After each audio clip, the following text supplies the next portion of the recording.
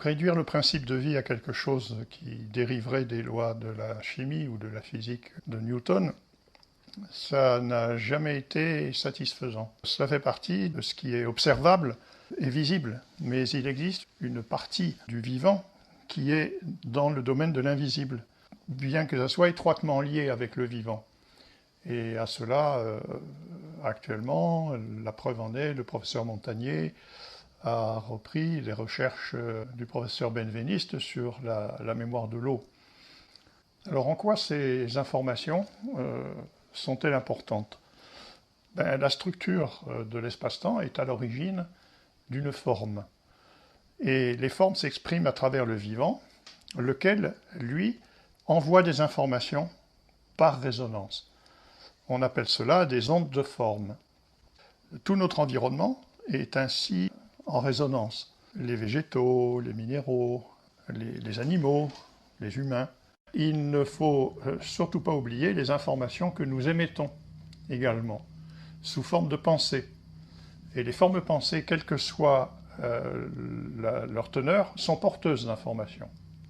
À chaque forme pensée sont associés un type d'émotion dominant et une vibration particulière. Et ça, c'est fondamental. Est-ce que vous pouvez ressentir ces émotions dans votre corps physique lorsqu'elles arrivent? Quand vous les ressentez, si elles s'expriment physiquement, ou que vous y êtes attentif, c'est que le vivant est entré en résonance avec l'information porteuse d'une émotion. La question se pose de savoir si ces informations sont bénéfiques pour l'organisme. Eh bien, tout va dépendre de la nature de l'agression émotionnelle, de son importance pour la personne et de la réponse qui va être renvoyée à l'aide du filtre du cerveau limbique pour traiter les conséquences de cette information qui va devenir la cause éventuelle de la maladie.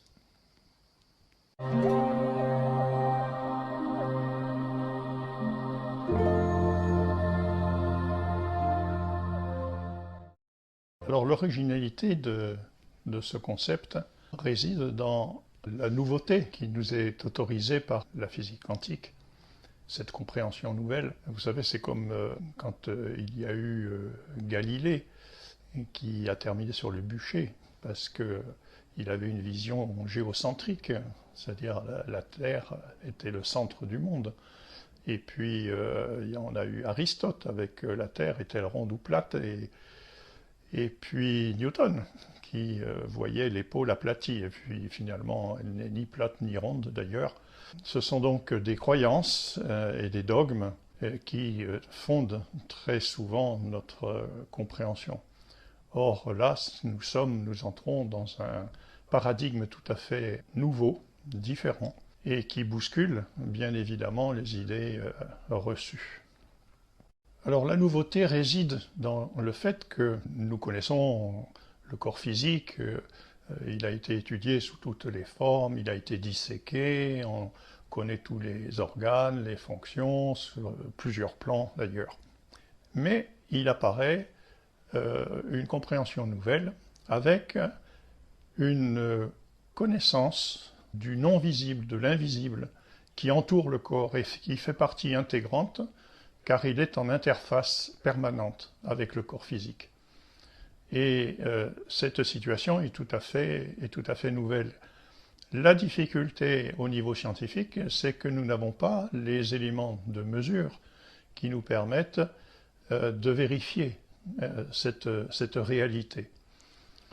Cette réalité, c'est qu'il y a autour de ce corps physique un champ, c'est-à-dire un environnement qui contient considérablement d'informations. Ces informations sont stockées dans cet espace et elles sont stockées mais comme une forme de mémoire, vous voyez, quelque chose qui est permanent, c'est-à-dire dans une notion de temps qui nous est complètement étrangère. Cette notion-là repose ou s'oppose à notre vision d'espace-temps, où le temps va se décomposer en passé, présent et futur. On aura l'occasion de revenir là-dessus. Donc, dans cet espace, autour du corps, se trouvent des mémoires. Et ces mémoires sont aussi bien des mémoires qui sont projetées dans cet espace par le présent, par ce qui nous arrive au présent, mais également la mémoire de ce qui s'est passé et les mémoires de tout ce qui a été accumulé par notre généalogie, disons. Donc on est tout à fait dans le transgénérationnel. La connaissance que nous avons aujourd'hui de cette mémoire tend à la situer dans le cerveau, dans notre tête, et à la situer également au niveau de la génétique, dans ce qu'on appelle l'ADN, c'est-à-dire le noyau de la cellule. Notre corps physique va entrer en réaction avec des événements extérieurs à nous ou intérieurs. Ces événements extérieurs peuvent être des sons, peuvent être donc des paroles qui ont été émises, peuvent être des couleurs, des choses que nous avons vues, des formes que nous avons repérées. Tout cela, si nous l'avons reçu comme étant agressif, comme étant une agression, comme étant un choc, donc un choc émotionnel, automatiquement il y a une projection de cette perception hors du corps physique qui va être mémorisée dans cet espace. Alors je parle de l'extérieur, mais il y a aussi l'intérieur, c'est-à-dire ce que nous percevons avec le corps physique, en fonction, par exemple, dans le cadre de notre alimentation, donc on connaît les saveurs, et les saveurs vont avoir un impact, peuvent avoir un impact émotionnel, comme un rappel qui va à ce moment-là se mettre en relation avec les mémoires fixées dans l'espace externe.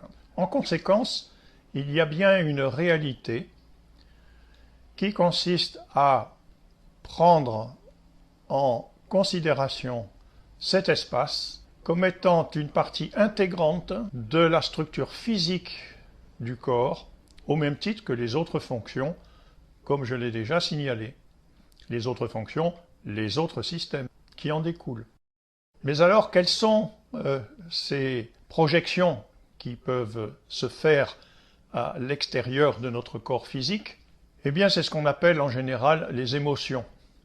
Alors, il y a des émotions légères qui ne portent peut-être pas conséquence. Peut-être deviennent-elles plus prégnantes lorsqu'elles sont répétitives. Et puis, il y a des informations qui sont des émotions, donc informatives, qui sont très importantes, très fortes, et qui vont, elles, se projeter tout de suite à l'extérieur du corps physique. L'ensemble des émotions, en général, va être traité par ce qu'on appelle l'homéostasie, c'est-à-dire la réponse biologique la plus simple qui permet pour le corps de répondre à la question de survie de l'espèce.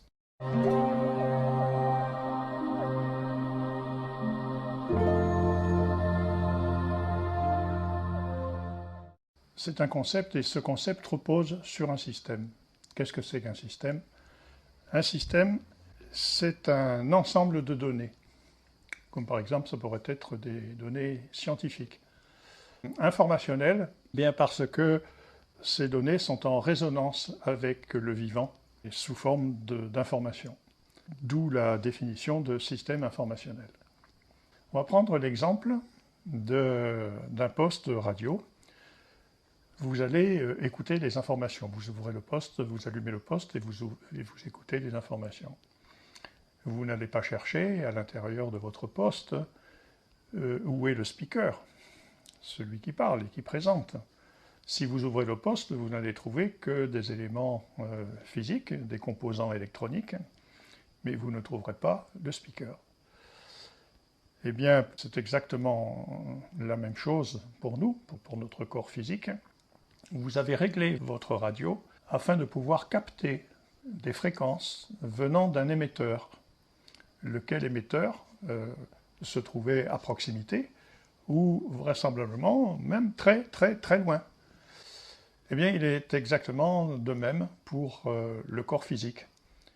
Et le système informationnel se présente comme étant un système parmi les autres systèmes de l'organisme, le système respiratoire, le système cardiovasculaire, le système digestif, etc.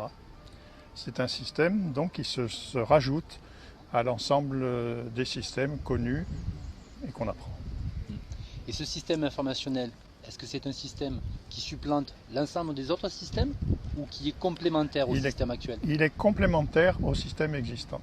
Jusqu'à présent, pour des raisons qui sont faciles à comprendre, c'est que tout ce qui n'est pas de l'ordre du visible n'est pas descriptible et ne figure pas dans les enseignements traditionnels, anciens et modernes d'ailleurs.